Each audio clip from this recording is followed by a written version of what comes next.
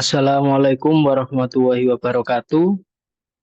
Kenalkan, nama saya Muhammad Zainuri dari Program Studi Teknik Industri Fakultas Teknik Angkatan 2021, kelas A dengan NIM 21370027.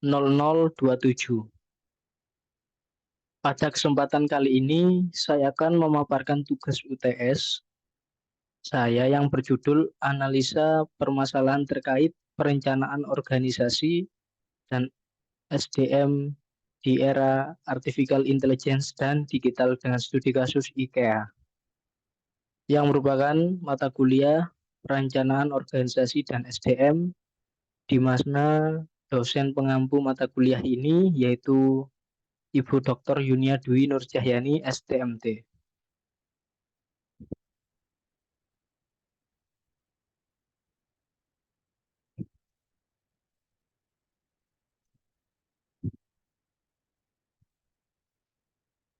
Berikut adalah overview atau susunan materi yang akan saya jelaskan pada presentasi kali ini. Di bagian pertama yaitu latar belakang. Di bagian tersebut secara garis besar memberikan penjelasan mengenai profil usaha dan latar belakang usaha tersebut didirikan. Selanjutnya pada bagian kedua yaitu bagian perkembangan.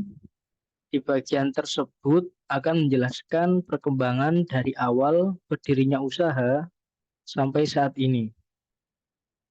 Di bagian selanjutnya yaitu bagian ketiga merupakan bagian pernyataan masalah. Pada di bagian tersebut akan merumuskan beberapa masalah yang dihadapi oleh IKEA pada akhir-akhir ini. Nah, selanjutnya yaitu bagian keempat, 5, dan 6 berturut-turut menjelaskan tentang tantangan di masa depan yang akan dihadapi. Lalu akan ada beberapa solusi yang bisa diambil dan implementasi yang sudah dilakukan hingga saat ini.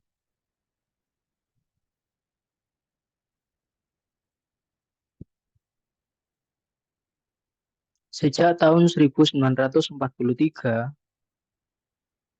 IKEA adalah salah satu perusahaan furnitur yang terkenal di seluruh dunia.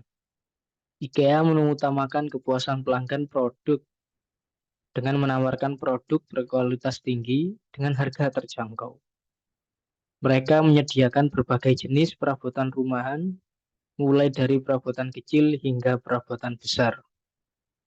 IKEA yang didirikan oleh Ingvar Kamprad sebagai toko furnitur kecil di Swedia pada tahun 1943 telah berkembang menjadi toko multinasional dengan tujuan besar untuk meningkatkan kehidupan beragam mitranya.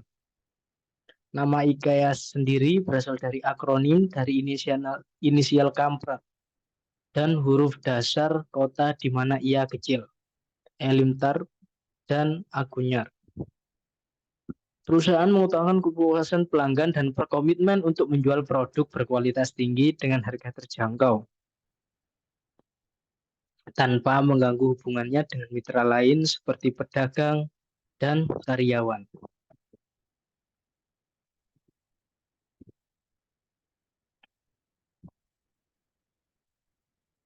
Dengan total laba bersih sebesar 31,9 miliar euro pada tahun 2015, toko furnitur ini menjadi yang terbesar di dunia.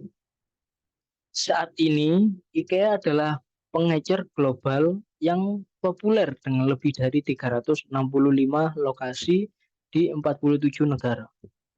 Kesuksesan terus-menerus ini adalah hasil dari kebijaksanaan IKEA dalam menggunakan teknik periklanan yang telah meningkatkan visibilitasnya dengan furnitur yang dirancang dengan baik, yang menyampaikan pesona estetika yang unik yang ditawarkan dengan harga terjangkau. Saat ini IKEA memiliki 365 toko lebih dari 47 negara. IKEA harus lebih selektif dalam memelangi strategi untuk bersaing, terutama di pasar global. Mengingat kenapa? Karena besarnya permintaan pasar atau permintaan bisnis saat ini. Nah, karena perkembangan teknologi saat ini yang begitu pesat, IKEA menghadapi masalah tambahan dalam persaingan bisnis digitalnya.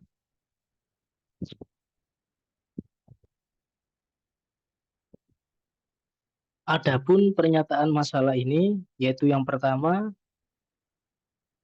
ada seberapa besar pengaruh perkembangan teknologi dan elemen budaya organisasi terhadap persaingan bisnis saat ini. Lalu juga bagaimana IKEA dapat bersaing dengan kompetitif dalam persaingan bisnis digital saat ini. Selanjutnya juga bagaimana IKEA berkembang dan berubah dalam menghadapi persaingan global dan kemajuan digital. Lalu dengan cara apa IKEA dapat menerapkan hal ini?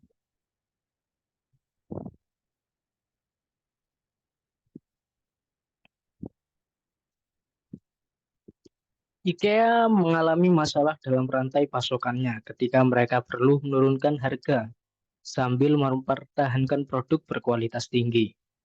Oleh karena itu, IKEA harus menemukan kompromi antara produsen berbiaya rendah dan penjual berkualitas.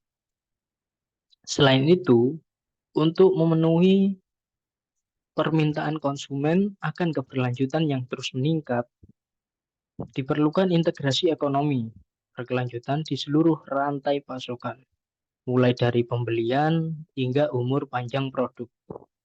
Solusi potensial mencakup teknik desain struktur, inisiatif penggunaan kembali daur ulang.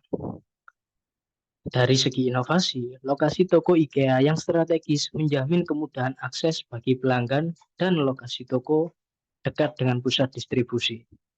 Namun, IKEA bersaing dengan pesaing yang menawarkan solusi VR dan IR berbiaya rendah untuk meningkatkan pengalaman pelanggan karena perubahan perilaku pelanggan pada teknologi seperti virtual reality dan augmented reality. Karena peraturan dan perbedaan budaya dan bahasa, perusahaan besar seperti IKEA menghadapi tantangan ketika melakukan ekspansi ke pasar bayu. Warisan Swedia masih mempengaruhi budaya perusahaan IKEA. Namun, mendorong transparansi dan komunikasi yang baik, hal ini dapat mengganggu kemampuan perusahaan.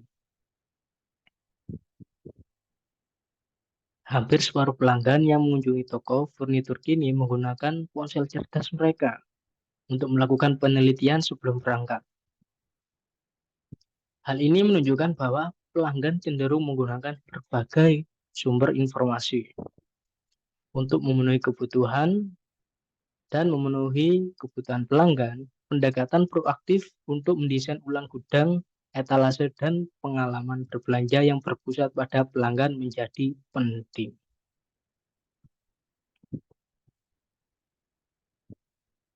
IKEA dapat memberikan banyak solusi kreatif untuk memecahkan berbagai masalah termasuk biaya dengan memprioritaskan inklusi dan keberagaman pada bagian berikut. Pendekatan desain khusus IKEA dibahas dan solusi yang diusulkan disajikan secara saling berhubungan. Dengan menggunakan komponen terukur dan mengurangi jumlah komponen baru per desain, pendekatan ini memungkinkan IKEA menciptakan furnitur yang memenuhi beragam konteks budaya. Strategi desain yang dipesan lebih dahulu menawarkan manfaat seperti perencanaan logistik yang lebih baik dan beragam departemen. Dengan menetapkan elemen desain terpadu, IKEA mampu mengurangi biaya dan mengendalikan permintaan di bidang penggunaan kembali, perbaikan, dan renovasi. Menggunakan produsen dari negara-negara berbiaya rendah seperti Tiongkok untuk memproduksi suku cadang sesuai ukuran akan menambah keuntungan. Untuk mencapai ekspansi yang hemat biaya, IKEA dapat memanfaatkan teknologi canggih seperti IR, VR, dan AI. VR menawarkan peluang untuk merevolusi retail furnitur dengan menghilangkan kebutuhan akan kontak fisik dan memungkinkan konsumen untuk memeriksa dan merasakan produk secara virtual. Penyesuaian strategi sangat penting untuk implementasi yang sukses dari solusi yang diusulkan. Dimulai dengan proses identifikasi Key Performance Indicator atau yang bisa disebut dengan KPI, Sustainable Balance Scorecard atau SBSCE adalah alat yang berguna untuk memastikan bahwa tujuan strategis terpenuhi. Gunakan SBSC tersebut untuk menyusun strategi identifikasi proyek kunci dan KPI. Dengan secara proaktif mengatasi tantangan-tantangan ini dan menerapkan solusi yang diusulkan secara bertahap dan fleksibel, IKEA dapat mengelola pasar implementasi secara efektif dan memaksimalkan manfaat dan inisiatif strategis mereka.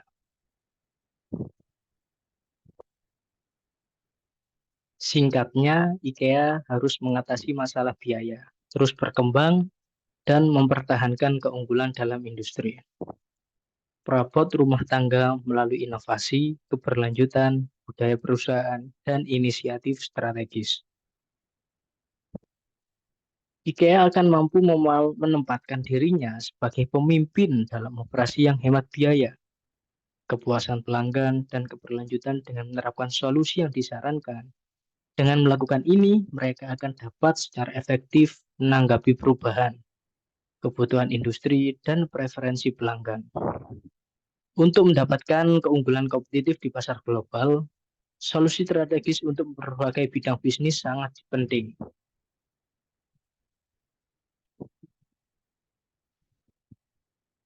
Mungkin itu saja yang bisa saya sampaikan. Jika ada pertanyaan atau pendapat lain mengenai materi di atas, boleh ditulis di kolom komentar agar bisa didiskusikan. Terima kasih. Wassalamualaikum warahmatullahi wabarakatuh.